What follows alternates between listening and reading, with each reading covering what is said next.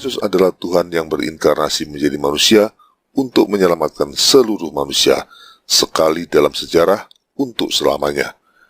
Hanya dengan melepaskan segala yang lain dan menerima Yesus sebagai Tuhan dan Penyelamat saja, manusia dapat diselamatkan. Tidak ada jalan lain. Tapi meskipun tahu bahwa Islam tidak menyelamatkan dan hanya Yesus saja yang dapat menyelamatkan, ada banyak kendala yang menghalangi seorang Muslim untuk meninggalkan Islam dan menerima Yesus. Ada tekanan sosial, ekonomi, atau bahkan juga ancaman nyawa bagi mereka yang berani meninggalkan Islam. Apa gunanya kita memiliki segala sesuatu di dunia tapi kehilangan keselamatan kekal? Bahkan ancaman nyawa tidak layak jadi penghalang bagi keselamatan kekal. Itulah yang dicontohkan oleh seorang khalifah dan sekaligus imam Islam yang terkenal bernama Al-Mu'izz Dinalah.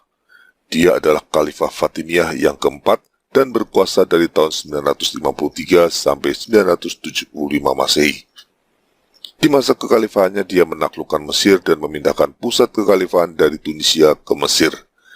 Khalifah Al-Mu'izz mendirikan kota Al-Qahirah atau Kairo sebagai ibu kota kekhalifahan Fatimiyah yang baru pada tahun 969, membangun Masjid Al-Azhar dan juga sekaligus mendirikan Universitas Al-Azhar.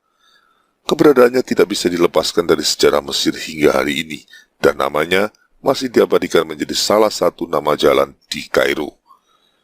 Demi menjaga keamanan dan stabilitas negerinya, Khalifah Al-Mu'izz membangun komunikasi yang baik dengan komunitas-komunitas yang ada di Mesir, termasuk dengan orang-orang Kristen Koptik dan Yahudi. Sebagai seorang yang memiliki wawasan intelektual yang baik dan tertarik untuk mencari kebenaran, dia sering mengundang orang-orang Koptik dan Yahudi untuk berdiskusi atau berdebat soal agama secara berkala. Pada tahun Rabi tersebut, merasa sakit hati karena dipermalukan di depan sang khalifah, Rabi tersebut mengadu pada sahabatnya, seorang menteri bernama Yakub Ibnu Kilis. Ia seorang Yahudi yang menjadi mualaf demi mendapatkan jabatan. Keduanya berusaha mencari jalan untuk membalas kelakuan Uskup Saverius. Akhirnya mereka mendapatkan sebuah ayat Injil yang berbunyi, "Sesungguhnya, sekiranya kamu mempunyai iman sebesar biji sesawi saja, kamu dapat berkata kepada gunung ini, pindahlah dari tempat ini ke sana, maka gunung ini akan pindah." Injil Matius bab 17 ayat 20. Mereka berusaha membujuk Khalifah Al-Mu'izz agar menuntut Patriark Abraham untuk membuktikan kebenaran ayat tersebut. Setuju dengan bujukan menterinya, Khalifah Al-Mu'izz lalu memanggil Patriark Abraham dan menuntutnya untuk membuktikan kebenaran ayat Injil tersebut dengan memindahkan Bukit Mokatam. Jika gagal membuktikannya, Khalifah Al-Mu'izz memberikan 3 pilihan. Yang pertama, semua orang Kristen Koptik harus menjadi Muslim. Yang kedua, jika tidak mau menjadi Muslim, mereka harus pergi meninggalkan Mesir. Yang ketiga, jika tidak bersedia menjadi Muslim atau pergi dari Mesir, semua orang Kristen Koptik akan dibunuh. Khalifah Al-Mu'izz memberikan waktu 3 hari bagi Patriark Abraham dan semua orang Kristen Koptik untuk membuktikan kebenaran ayat tersebut. Dalam pikiran Patriark Abraham, ini permintaan yang mustahil, tapi dia tidak punya pilihan lain. Patriark Abraham lalu kembali ke gerejanya dan memerintahkan semua uskup untuk meminta semua orang Koptik di seluruh Mesir berpuasa dan berdoa selama 3 hari. Sementara Patriark Abraham memilih mengurung diri di dalam gereja untuk berdoa dan berpuasa selama 3 hari tanpa tidur sambil memohon pertolongan Tuhan untuk menyelamatkan umatnya. Pada hari ketiga puasanya, Patriark Abraham didatangi oleh Bunda Maria yang menampakkan diri kepadanya. Bunda Maria memberikan petunjuk kepada Patriark Abraham untuk pergi ke gerbang kota dan menemui seseorang yang buta sebelah matanya dan membawa tempat air. Orang itu dipilih Tuhan untuk menolong Patriark Abraham dan semua orang Kristen di Mesir. Orang yang dimaksud adalah tukang sepatu bernama Simon atau Samaan. Matanya sebelah buta karena dia mengikuti perintah Injil. Jika matamu menyesatkan engkau, cungkilah, karena lebih baik engkau masuk ke dalam kerajaan Allah dengan bermata satu daripada dengan bermata 2 dijambakkan ke dalam neraka. Injil Markus bab 9 ayat 47. Pada waktu itu Samaan melihat betis seorang wanita pelanggan yang datang ke tokonya untuk dibuatkan sepatu.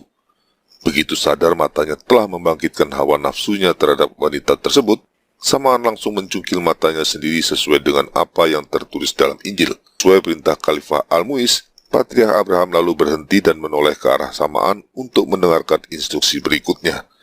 Tapi Samaan sudah menghilang entah kemana dan sejak saat itu tidak pernah ditemukan lagi. Khalifah Al-Mu'iz yang melihat bukti kebesaran Tuhan di hadapannya tentu saja sangat terguncang. Iman Islamnya menjadi goyah seketika itu juga. Di hadapan banyak orang dari mulutnya sendiri sudah terucap pengakuan atas kebenaran iman Kristen dan ia tidak mungkin menariknya lagi. Maka Khalifah Al-Mu'iz meminta Patriark Abraham untuk membaptisnya menjadi pengikut Kristus keesokan harinya. Ia dibaptis oleh Patriark Abraham dengan nama baptis Stefanus. Tempat pembaptisannya masih terpelihara sampai sekarang di Gereja Santo Merkurius, Kairo. Bertobatnya Khalifah Al-Mu'iz menjadi seorang Kristen tentu menimbulkan keguncangan besar bagi kekhalifahan Fatimiyah Mesir. Khalifah Al-Mu'iz atau sekarang bernama Khalifah Stefanus Al-Mu'iz menyadari tidak mungkin ia menjadi seorang Kristen tapi sekaligus pemimpin tertinggi Islam. Tapi dia tahu apa yang harus dipilihnya. Ia menyerahkan tahta kekhalifahan kepada anaknya dan melepaskan segala keduniawian yang melekat padanya, yaitu seluruh hartanya serta istri-istrinya. Selanjutnya ia memilih hidup mengasingkan diri di biara sebagai seorang biarawan untuk berdoa dan melayani Tuhan sampai akhir hidupnya. Ex-Khalifah Stefanus Al-Mu'iz akhirnya meninggal dunia pada tanggal 19 Desember tahun 975 sebagai seorang pengikut Kristus yang sederhana. Seorang khalifah dan imam tertinggi Islam, pendiri kota Kairo, pendiri Masjid Al-Azhar, dan pendiri Universitas Al-Azhar yang terkenal, memilih meninggalkan segala-galanya demi Kristus. Dia tahu iman Islam tidak menyelamatkannya, dan sebaliknya iman Kristen menyediakan satu-satunya jalan keselamatan. Apa gunanya memiliki segala kemegahan di dunia jika tidak memperoleh keselamatan kekal? Maka ia pun memilih untuk hijrah dari kegelapan dengan melepaskan semua yang dimilikinya demi menerima keselamatan kekal di dalam Yesus Kristus.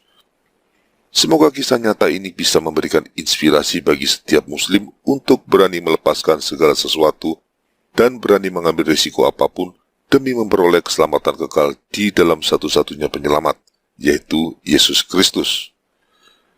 Dari hamba Kristus dan pelayan para prajurit Kristus, Viva Christo Rey.